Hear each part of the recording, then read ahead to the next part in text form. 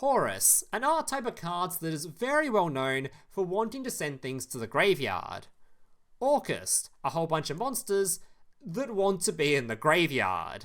Additionally, your Horus cards happen to be level 8, and the Zombie Vampire happens to be a rank 8 monster, meaning you can relapse on your gambling addictions and pray to God you send a whole bunch of Orcust monsters to the graveyard. Honestly, as far as deck combinations go, these archetypes are really fun when combined together, so without further ado, let me just go show you.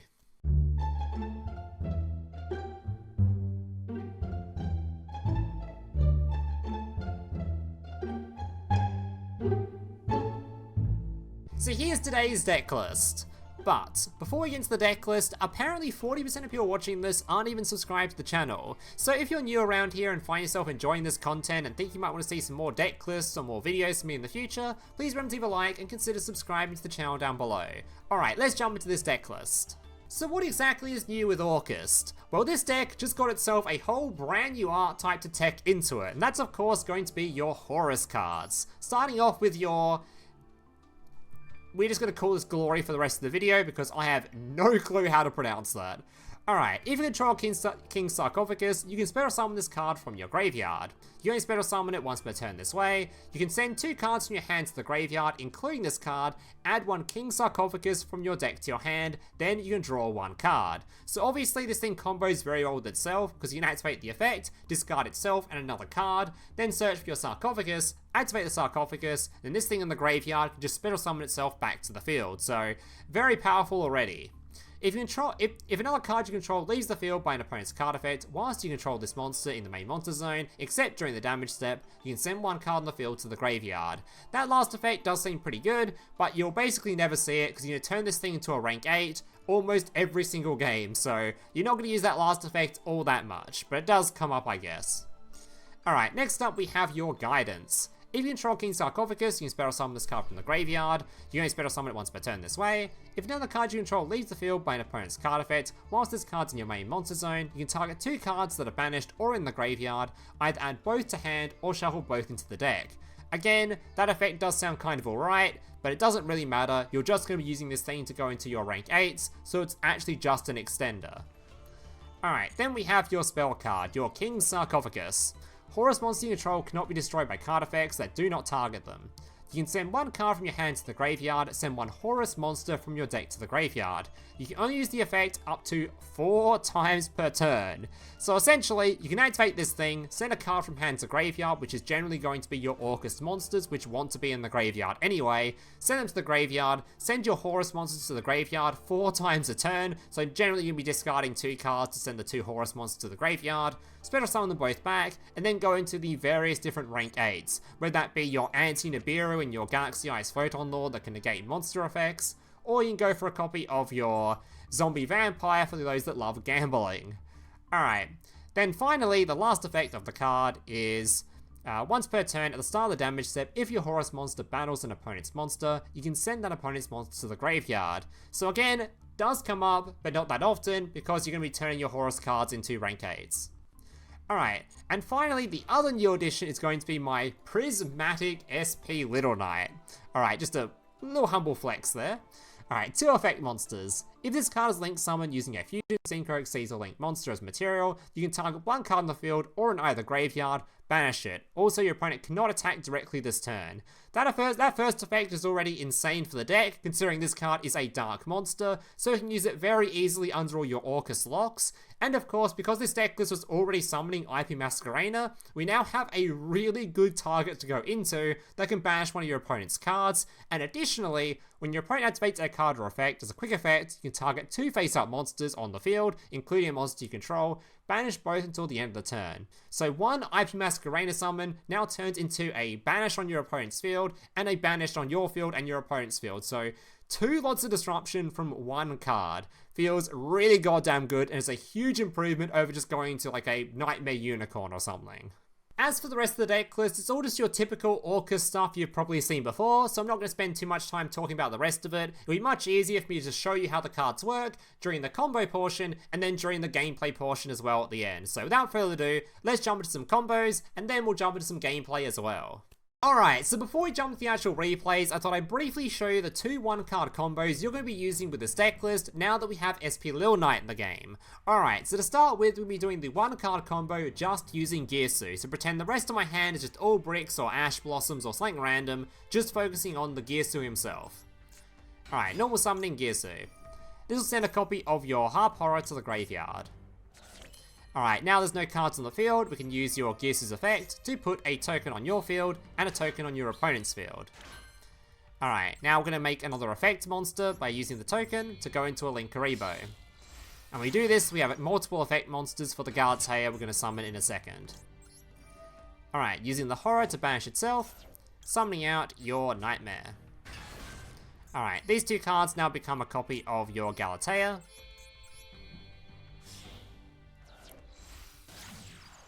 Alright, now we can use the Galatea to go into a copy of your Dingirsu.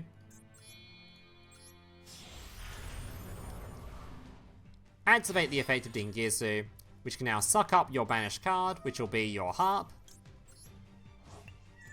And now these two cards can become your IP Masquerena.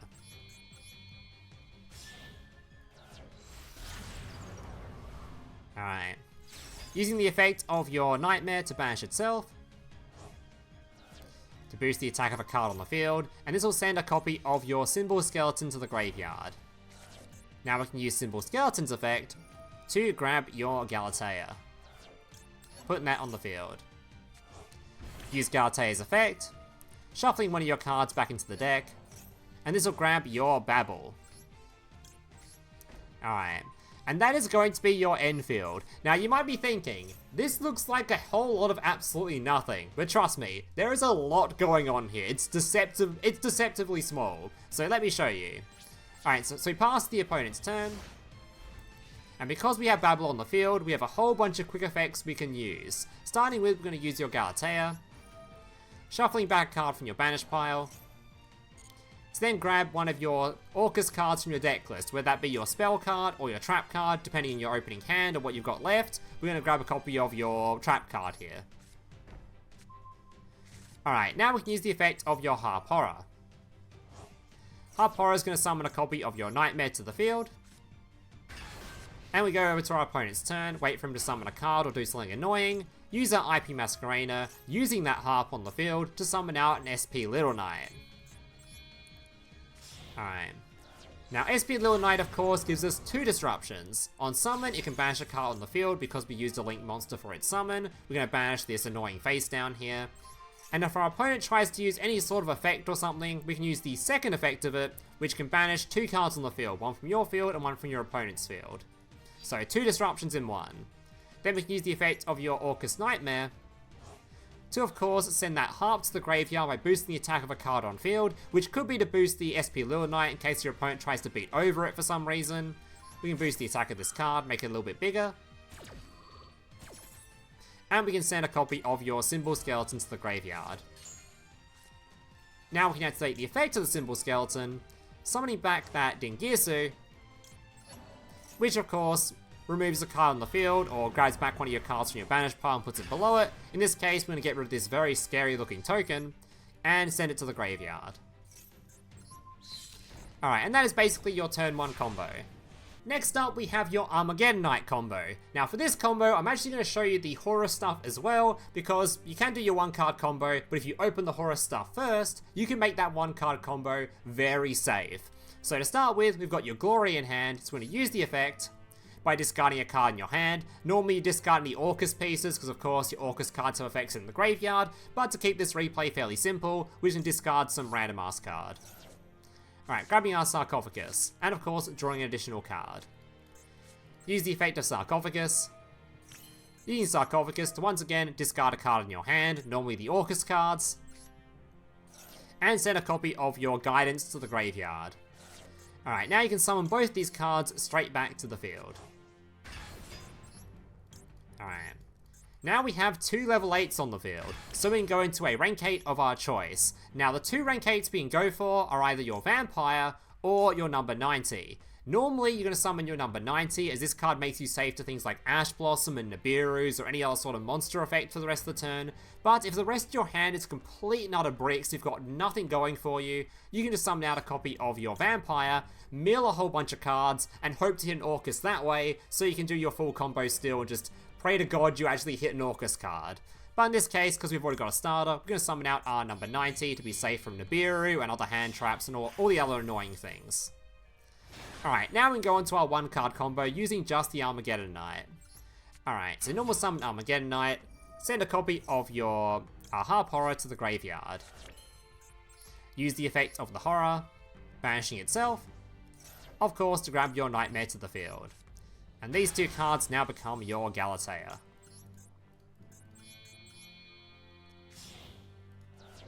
Alright.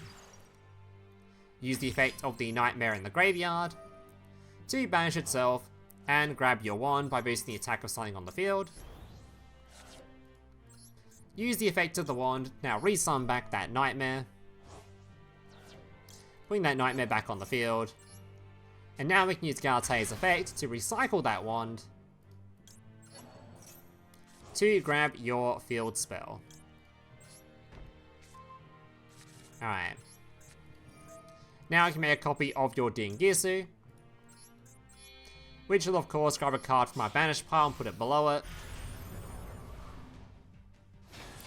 Use the effect of the Ding, grabbing that heart from earlier, putting it below it.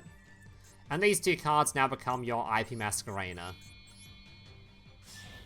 And once again, that's basically your end field. I'm not going to bother showing you all the summons during our opponent's turn, it's all the same as what you just saw in the previous replay, but you go into your Little Knight, you can summon out your Harp and go into your Dingirsu, all the stuff you just saw in the previous replay you can basically do here. The only difference is we don't have Galatea on the field to search for the additional spell or trap card for the following turn. That's basically the only difference. So without further ado, let's jump into some actual gameplay.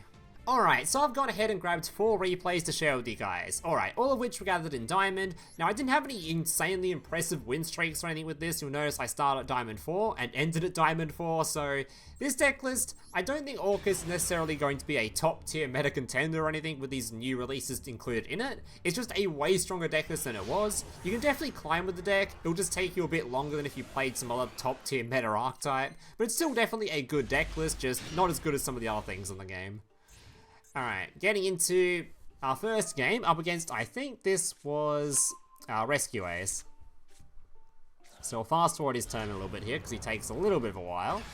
And we know what's going to happen to his field anyway because he didn't play around it. Nice little Nibiru waiting for him. So summoning 2 cards to the field, getting a search, grabbing a lifter, normal summoning, searching for alert, grabbing a turbulence. Alright, because he decided to get greedy and not just summon the Turbulence and pass, he's going for a Promethean. Promethean summons back, summons out the Turbulence, and as soon as that thing hits the field, it's time. He does have a Maxx, so he does draw a couple of cards.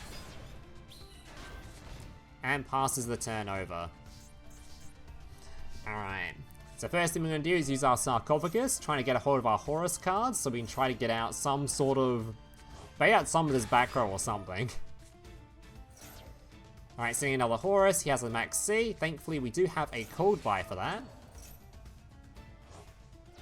Alright, he's now going to banish the other Horus card, which is fine, because it means we can actually use our Orcust cards, hopefully safely. He's got an Ash Blossom that defeats our reinforcement, so we can't even search for an Orcust card. So instead, we're just going to go for a Gloomy, summoning back a Dharc. This way we can make our Little Knight, and Little Knight, of course, because it used a Link monster, can banish a card in the field. And then during the end phase, he summons out a Rescue Ace. And then summons out this dude and searches for a card. Alright. He goes to battle phase. Unfortunately, we've got only 6 encountered attack and no way to boost it, so he just beats over our card. And becomes a bit of a top deck war. Who draws the better cards? Although we do have our Horus cards, which are going to completely just continue looping back to the field every single turn. Alright, signing back another one, trying to bait out the trap cards, because if we get rid of the Rescue Ace on field, he can't use them, so forcing them out. Although I'm pretty sure this thing actually defends them from being destroyed battle one singular time, so I don't know why he used the trap card here. At least I think that's what this field spell does. Maybe I'm missing. Maybe it's not what that does. I don't quite remember. Either way, I don't care enough to keep looking. He activates Ash Blossom on my Armageddon.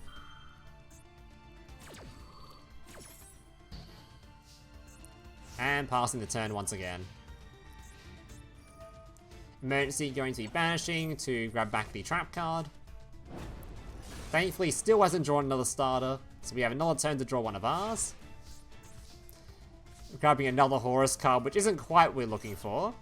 But we do have another level 8 to put in the field now, so we can try to swing in.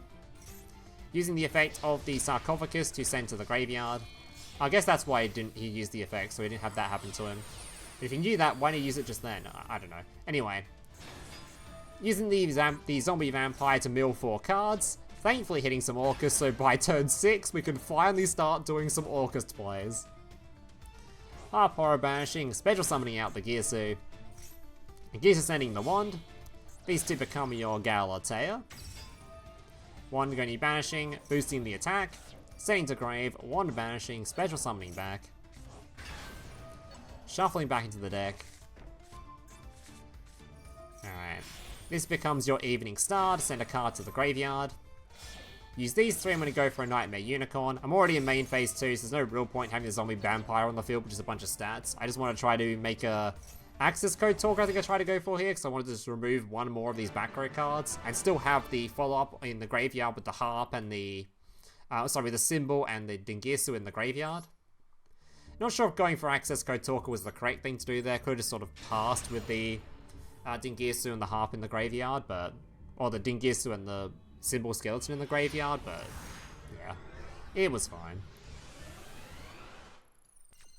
Accesscode Talker is a bit weird with this deck, because Accesscode Talker requires different attributes, and your entire extra deck is all Dharc, so it's only a pop 1. So it's not that great of a card, really. Yeah, I'm not sure if I'm going for Accesscode was the correct play there, but yeah, we basically won anyway, so what does it matter? Alright, it's up against Volcanic, going to be imperming his first card. I'm not gonna lie, I don't know what this art type does, so I just impermed just whatever the hell this thing was without reading. I just assumed it was useful. Yu-Gi-Oh! Players and reading, am I right? Alright, so fairly formidable Enfield right here, although he does have an Inferno, which does negate the effect of this, but doesn't destroy it. So we can use the other effect to try to spawn some tokens, so we can still go for Galatea. He does have Ash Blossom, and Maxx, but thankfully we have Ash Blossom. Alright, spawning the token. Going for our Linkuriboh, and summoning out a copy of our Orcust. Making our Dingirsu, and removing a card on the field. Alright. Linkuriboh going to be stopping the attack. Honestly, I might have been able to just go for some sort of, Little Knight field setup here. I probably should have just gone for Little Knight or something rather than this, because there actually isn't any disruption currently. He's just sort of chilling. But I guess we have got Nibiru in hand, so we're probably okay. So it tries to pop our card, of course we can defend ourselves, so we don't care. Alright, Maxx sees a Blaze. The Blaze is going to be summoning back, so we can go for a Promethean. And the second he does, I decide that's enough, we're going to get rid of that shit.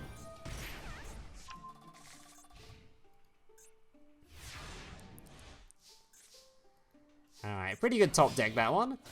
Making our Orcust Automaton.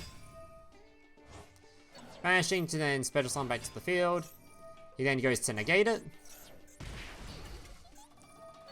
Shuffling back into the deck, grabbing a copy of our Return. Discarding 2, drawing 2. Oh, sorry, discarding 1, drawing 2. Finishing the Harp Horror, special summoning to the field. Banishing to resummon back. And he is definitely dead here. Evening Star getting rid of the token. These two become the Gloomy. Gloomy can revive the Dharc we had in the graveyard, and yeah, he concedes. Alright, on to replay number 3, I think. Alright. Yeah, this deck is really, really fun to play, but I'm not sure actually how competitive it is. So who knows in most of these replays, if my opponent has like a decent amount of hand traps, we get disrupted really easily, and hand trap format is all over the place right now. Everyone's playing a shit ton of hand traps. Definitely the Horus stuff helps a lot with it, even if it just does stuff like this, where we're just discarding a card, just forces out the Ash Blossom before we go into like Armageddon Knight or something. But yeah, it definitely has a bit of a weakness to just generally hand traps, so... It's definitely an alright deck list though. Alright, special summoning to the field, or sending to the graveyard, special summoning to the field. Alright, shuffling back into the deck, grabbing your field spell. Link summoning, of course, into the Dingirsu. Dingirsu going to be attaching. These two become the IP Masquerena, and passing the turn. Alright, Maxx at the start of his draw phase, in case he has like Kashtira or something annoying. Alright, special summons gives me a nice little card draw. I'm going to put the Harp on the field, ready to go into the SP Little Knight in case I need to. Alright, the reason if you're wondering why I didn't go into SP Little Knight before he ended his turn, I thought he was going to go to battle phase here and try to swing in this thing to beat over my IP, which would have been just attack boosted and he would have beaten over his monster anyway. But he actually was just going to the end phase, so missed my opportunity. But I can still summon back a Evening Star during his turn, reading one of the back row, and passing over. Alright, now we can make our SP. SP going to be banishing the card in the field. Knightmare Unicorn going to be discarding a card, forcing out this annoying little roller here, which does suck up my monster. Cymbal Skeleton reviving. Shuffling back in, grabbing our Crescendo, making our Evening Star, removing his monster, and passing the turn. Now, I figured at the end of this turn that I actually don't think I used my normal summon. So I could have just normal summoned this Ash Blossom, used these two to go into another Orcust card, so my trap card was live, and that was definitely better if I could have done that. So if I didn't normal summon there, which I don't think I did, I could have just, gone into that. And that was definitely a better end field than just ending on ending on an Ash Blossom, honestly. Alright, gonna use my Ash Blossom on this card. Not sure if that was worth or not, but he seems to be fairly struggling to play the game anyway, so it was alright. Foolish Burial, sending my Orcust. And as long as he has no way to disrupt me, he is just hella dead. Activates Maxx, but that's fine. As long as we kill him before then, we're all good. He's only got 5,600 life points, so... Summoning back the Evening Star once again. Getting this card off the field. Making sure I'm playing into Imperm. I probably should have left that on the field, honestly. Sign back his Rollerballer, which is by far lethal on field. Oh yeah, I definitely should have just left that thing on the field. I had way over lethal. Just played into Imperm there for no reason. Alright, final replay. And I forget what this was against. I think it might have been... I don't think it was Snake Eye. I had one really good Snake Eye replay I wanted to show off, but the opponent conceded before the actual, like just midway through the duel, he just disconnected, so it was kind of like a lackluster conclusion, so I didn't end up showing it, but yeah, I did have one really good Snake Eye replay. Alright, discarding, special summoning back. Grabbing the two dudes. Of course, making our Photon Lord, and hoping that this one reinforcement's going to be enough. This one Armageddon Knight. Sending to graveyard, special summoning to the field. These two become my Galatea. Knight, banishing. Oh, sorry, not Knight, the Knightmare, banishing. Special summon back to the field. Shuffle back into the deck. Grabbing our field spell. Making the Evening Star before setting up the IP Masquerena, reattaching. And setting the Call by the Grave for the following turn.